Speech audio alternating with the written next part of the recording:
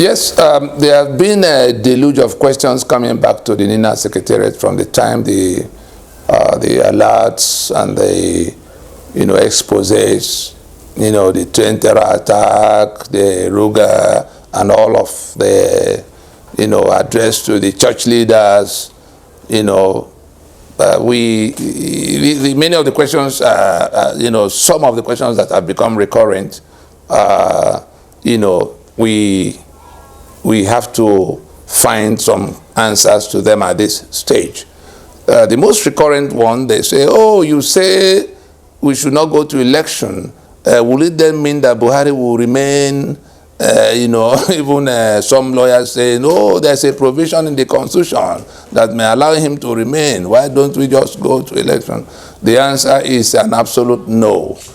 The 5 points proposition of the constitutional force majeure, all the people who may want to ask questions, our request and plea is that you at least read those 5 points of proposition, even if you don't read the whole of the proclamation. Those 5 points will not take even 3 minutes to read, to see exactly what we are proposing, so that you don't come to a class you didn't attend to begin to ask questions the day before the exam. You've not covered go and see what we said, so that your questions can be based on the things.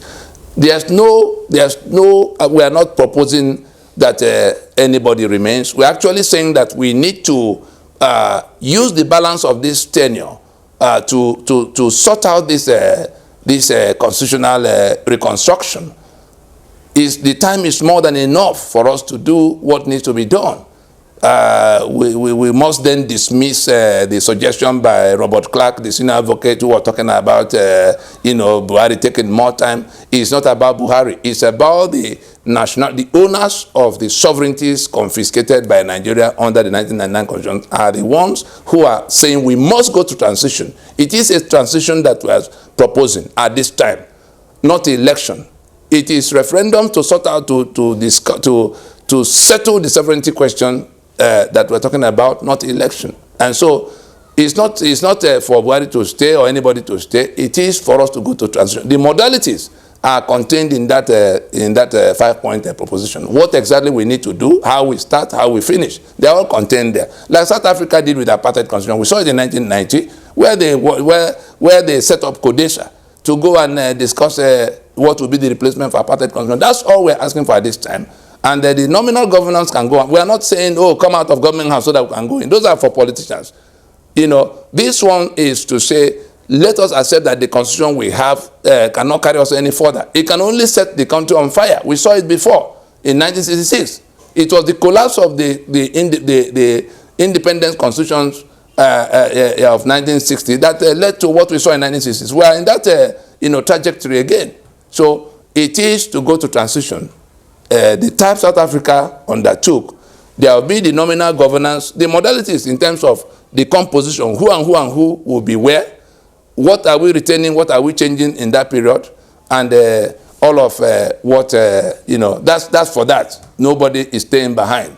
Oh, some others say, are we going to anarchy? There's no anarchy. Transition, the modalities for how we manage the changes are already in black and white. Everybody can go and see them. And there's enough consensus around the question now for everybody to see that it's not going to lead to any form of anarchy. Some will say, oh, will the National Assembly agree? The mandate of the National Assembly is limited to lawmaking. Constitution making is a totally different ballgame. The power to make constitution is called constituent powers, and it is exclusive to the constituent components of Nigeria. And it is not a business. So National Assembly itself is a product of the constitution we're talking about. Anything that happens to that constitution will happen to that National Assembly. Subject, of course, to what we agree to accommodate in the transition we're talking about. And so it's not a matter of a National Assembly agree. It is exclusively what the constituent components of Nigeria that could be countries of their own agree among themselves. And that is what NINAS is holding together. The Yoruba that could be a country of 60 million people, the lower Niger, that's the southeast and south-south, Ejo, Efik, Urobo, Anang, Ogoni, all of them in that the axis, that could be country of 70 million people. It is what they agree to do with the Yoruba, their neighbor, the Middle Belt, their neighbor, of all the nationalities in the place. That is what will prevail. It doesn't require the permission of anybody in Abuja. People are telling us, oh, they are surrounding us, they are shooting us, they are coming from our forest. What do we do about gun? Leave constitution first. The answer of NINAS is this. The only reason you don't have guns now, you can't touch guns now, is that constitution. We have defeated this constitution since 2020. And so, what you are being requested to do now, to activate your right to armed self-defense, which is an integral part of the self-determination we are asserting. Our right to self-determination is inalienable. It doesn't depend on anybody agreeing with us. And right to armed self-defense is an integral part of that right to self-determination. The only thing standing between you and that armed self-defense is the fact that you are still allowing that constitution to stand. Those people sitting in Abuja and pretending they become the owners and custodians of our sovereignty are actually committing treason against all of us. And we pray it doesn't come to where they learn on the hard way that they cannot continue to defy the people they pretend to be representing. They are elected to make law under constitution that has been agreed. We have not made a constitution. That's what is at issue. So they are not even welcome to that discussion in any capacity. They're offending the owners of the sovereignty to come and now say it is when we agree. So those who are asking, will the National Assembly agree or will they not agree, all those things are products of ignorance. Go and see what we put on the table, so that you can understand why everybody is pouring into it, so that we can just move more quickly to where this matters are. We don't need to waste all this time we're wasting on going to convention and going to election. Election to do what? To govern where? The union is disputed now. Those who are planning to come to run an election to try to govern the entirety of Nigeria under this constitution that we have repudiated, I'm sorry for you. I'm sorry for you, because those who are choking under that constitution will not allow it.